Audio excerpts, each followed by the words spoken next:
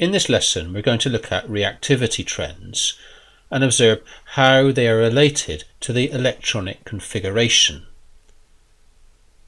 Specifically, we're going to look at the group 1 and group 7 elements. First of all, let's look at group 1. Now you'll probably already know that the reactivity of the group 1 elements increases as you move down the group. But why is that? Well, you remember that all of the group 1 elements have one electron in their outer shell, and when they react with other elements to form compounds, what they want to do is to get rid of this outer electron. They don't want it there. So you'll notice that you have a negative electron and a positive nucleus, so there's an electrostatic attractive force between them. Now, in order for the element to get rid of this outer electron, the attractive force between the two must be as weak as possible. Now we can say that the size of this attractive force reduces as the distance between the nucleus and the outer electron increases. So if we have a look over here at these group 1 elements, you'll see that's just what's happening. So we're starting off with lithium, and then sodium, and then potassium, and then rubidium. I haven't got enough room for cesium, but cesium will be even bigger than rubidium. And you'll notice that the distance from the nucleus to the outer electron increases as we move down the group. So it's easier for the atom to lose this electron, and the atoms therefore become more reactive. Now, not only is the distance important, but also you'll notice that as you go down the group, there are more and more electrons between the nucleus and the outer shell. Okay, so sodium has 2 shells complete, potassium 3, rubidium 4, etc.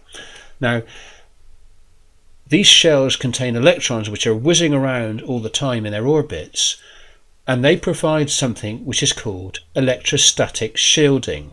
That's to say, they shield this outer electron from the positively charged nucleus, and so make it easier for the atom to lose its electron. Okay, so these inner shells produce electrostatic shielding, and we can say that as we move down the group, the amount of shielding increases. Now, going back to the group 7 atoms, you'll also be aware that as we move down group 7, the reactivity, rather than increase as in group 1, decreases. Or in other words, the reactivity increases as we move up the group.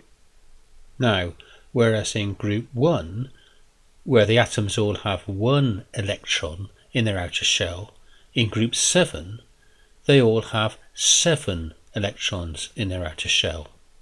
So in this case we've got fluorine, chlorine, bromine and iodine, and whereas in the case of the group 1 atoms, what they want to do is lose their outer electron.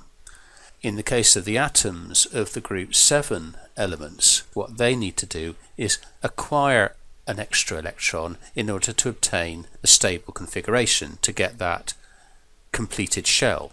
And as we'll see in a minute, their ability to acquire that outer electron increases as you move up the group in this particular case. So as the atoms get smaller, the ability for the atom to acquire that extra electron increases, and the reactivity of the elements increases. Why is that? Well, you've got to think about the size of the atoms involved. So for example, let's suppose that each of these wants to react with lithium. So what it wants to do is it wants to acquire the outer electron from the lithium atom.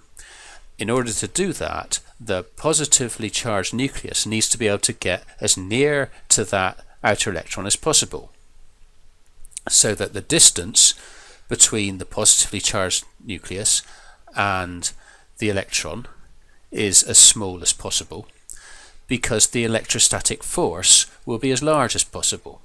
So clearly the positively charged nucleus of the fluorine atom is able to get much nearer to that outer electron of the lithium atom than the positively charged nucleus of the iodine atom, because the iodine atom is much bigger. Okay, so that renders the iodine atom much less reactive than the fluorine atom. Okay, so the thing goes in reverse in the group 7 atoms. And also, as in the case of the group 1 elements, the effect of the electrostatic shielding also comes into play. Okay, because iodine has much more electrostatic shielding than fluorine, this electrostatic shielding weakens the effect of the attractive force of the positively charged nucleus. So the electrostatic shielding also makes it harder for the iodine atom to acquire lithium's outer electron. Okay, so that also gets in the way and therefore renders the iodine atom less reactive. Okay, so as indicated in this diagram, the reactivity of the group 1 and group 2 elements for the same reasons will tend to increase as you go down the groups for the reasons just explained, and the reactivity of the group 7 elements at the other end of the table will increase as you move up the group.